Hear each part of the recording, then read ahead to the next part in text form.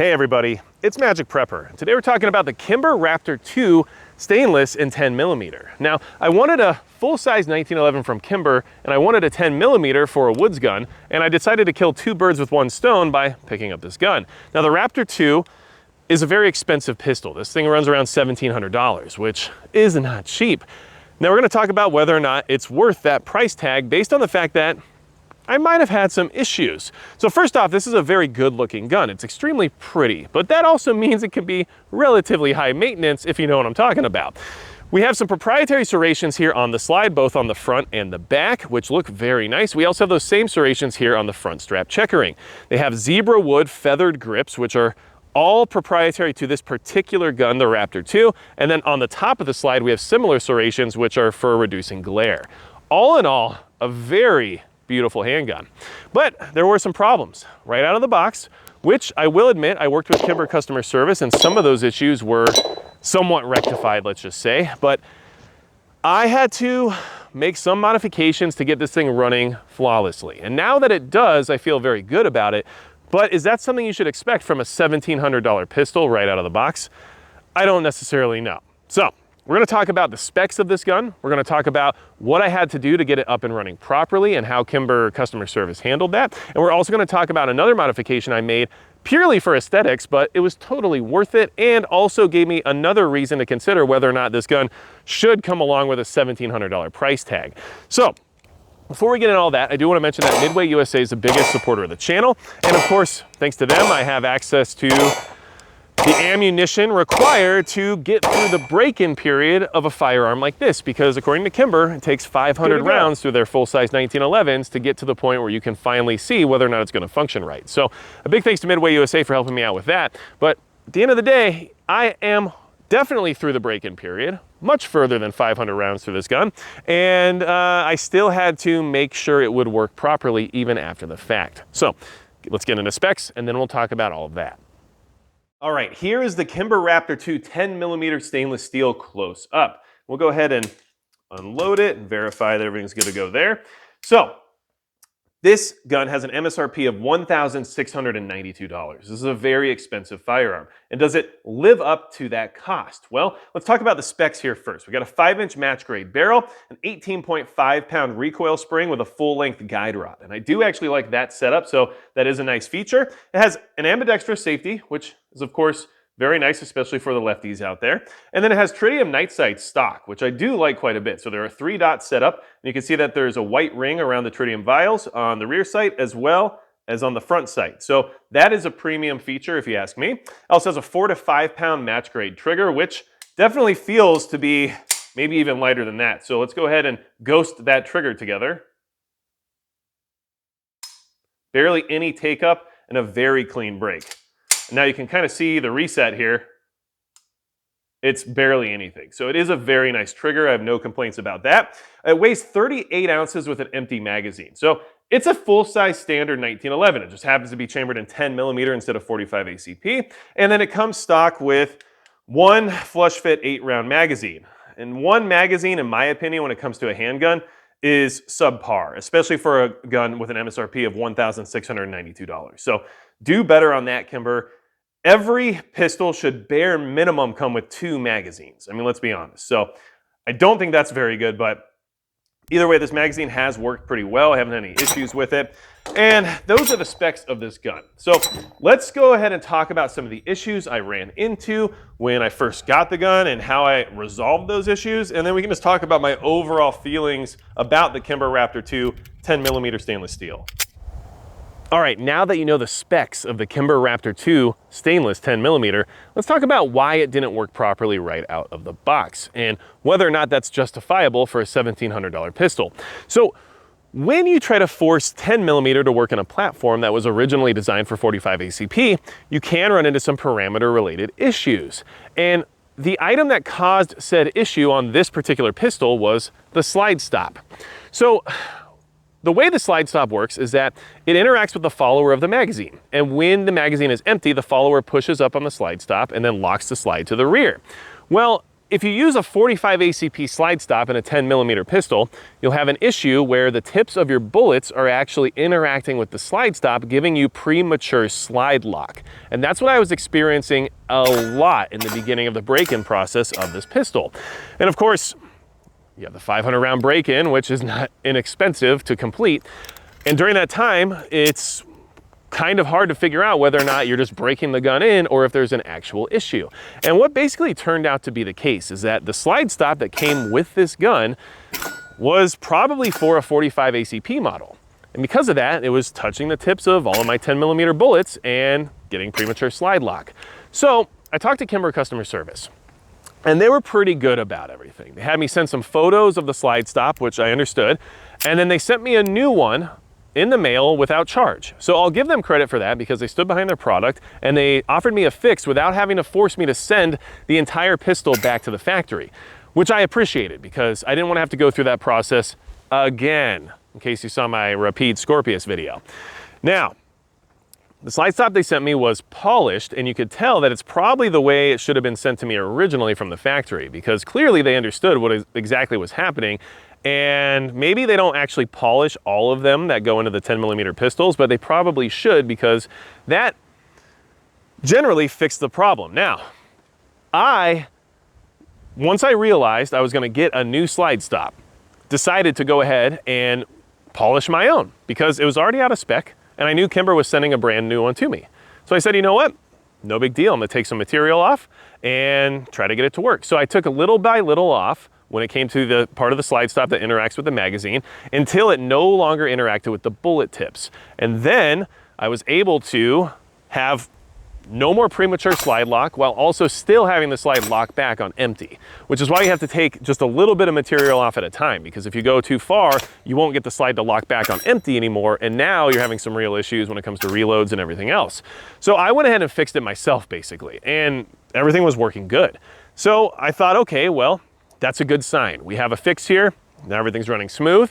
Then I got the one from Kimber in the mail, and I thought, well, they know what they're doing. They're the ones who run the factory that creates these 1911 pistols. So I put theirs in the gun, feeling like it might be, I don't know, a little bit more reliable than my homebrew.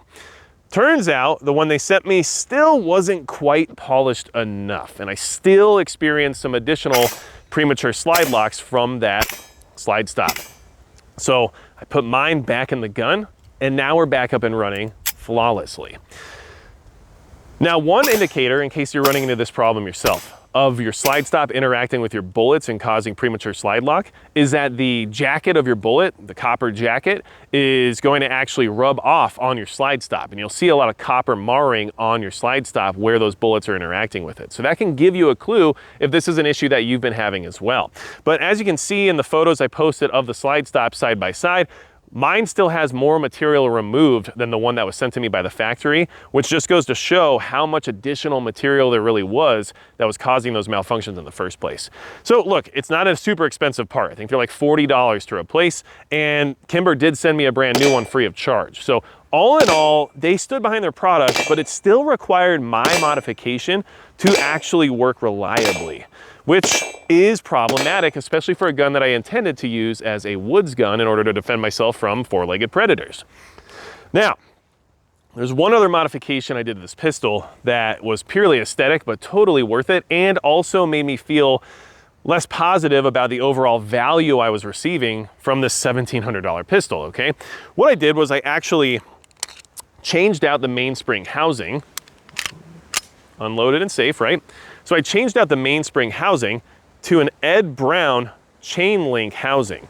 And this is stainless steel, right? And it has this chain link pattern on it that really aligns up and matches very well with the Raptor pattern that you see on the serrations, as well as on the front strap checkering, right? So it looks very good. It's very similar to the same pattern, and it's actually metal, which I like quite a bit because, you know, this is a high-end custom shop Kimber, according to the slide anyway. Well, the one it came with was polymer. It was just checkered polymer, which is fine, it works. There's nothing, when it comes to the trigger and the action of the pistol itself, everything worked properly. The mainspring housing didn't affect anything negatively, but it was polymer. And obviously ones like this exist. And Ed Brown makes this particular one, which matches the serrations on the pistol really well, honestly, and the front strap checkering. Like it kind of completes the package, making it a premium option. That polymer mainspring housing was just kind of a letdown. It's kind of, you know, ugly and just lackluster. It's what you expect from a cheap 1911. So I did that. It cost me about, I don't know, 50 bucks or so. It took some fitting, so I had to file a little bit and take my time and make sure everything fit properly and make sure everything went back into spec so everything still worked correctly when it came to the action of the pistol. But it shouldn't have been a necessity in the sense of $1,700, right? So look, I have a sentimental attachment to Kimber as a brand.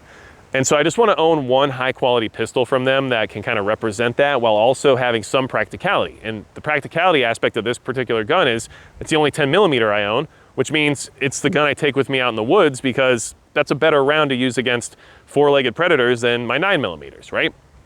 And honestly, what I found, just so everyone's aware, I shoot this much more accurately and much more quickly than my 460 Smith & Wesson, which is why I switched over to a 10mm for a woods gun, because not only can I get shots and follow-up shots on target very fast and very quickly, but I also don't have to worry about blowing my ears out to infinity. So everything else about the pistol is good to go. Accuracy is 100% awesome. Nothing to complain about there. It's a 1911, right? It runs just like you expect a 1911 to run. It's smooth, it shoots good, it absorbs recoil well because it's relatively heavy at that 38-ounce weight.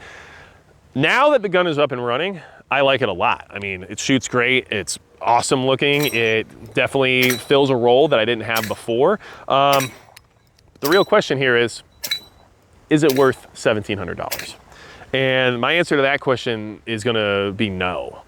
Not for having to modify it to work properly myself, and not for having lackluster features like a single magazine in the box, as well as a mainspring housing that was polymer and ugly and just didn't fit the bill when it came to the fact that there's others available on the market that clearly inherently have good design aesthetics with the rest of the pistol. So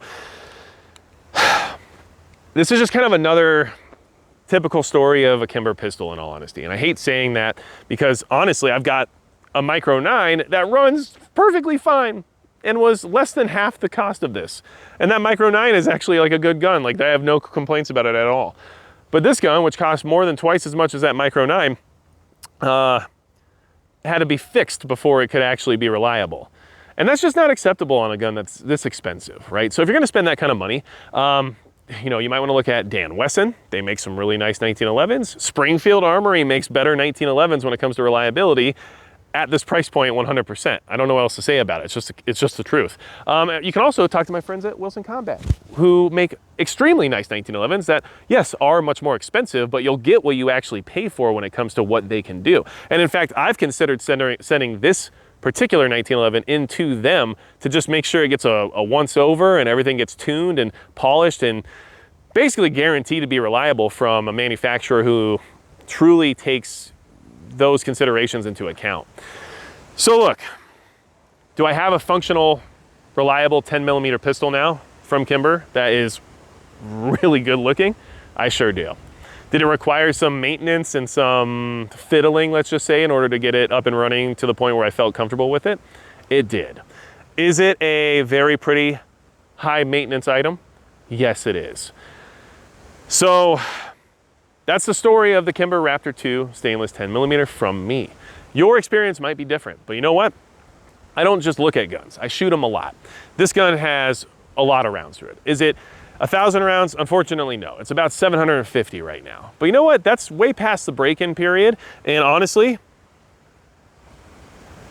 now it runs. But man, I spent a lot of ammo figuring out why it didn't run to begin with. And I just don't think that's acceptable for a $1,700 pistol. So look, it is what it is. Let me know in the comments below what you think about the Raptor II. What's your experience when it comes to Kimbers and 1911s in general? Do you have the similar issues going on with your 10mm 1911? Because I can understand why that would happen now after going through this experience, and maybe this video helped you figure out or troubleshoot some of those issues. But if you want a very pretty gun, I mean, in my opinion anyway, this is kind of hard to beat. But if you want a gun that's actually gonna work out of the box, that comes with, I don't know, additional magazines and a mainspring housing that's not polymer, you might have to look somewhere else. So, in all honesty, like, especially for those of you who aren't gunsmiths when it comes to having to file things in order to fit them properly, like a 1911 will often require, if this is a first-time gun owner, don't buy this gun. And in general, I can't personally recommend this gun because of the trouble it gave me in the beginning.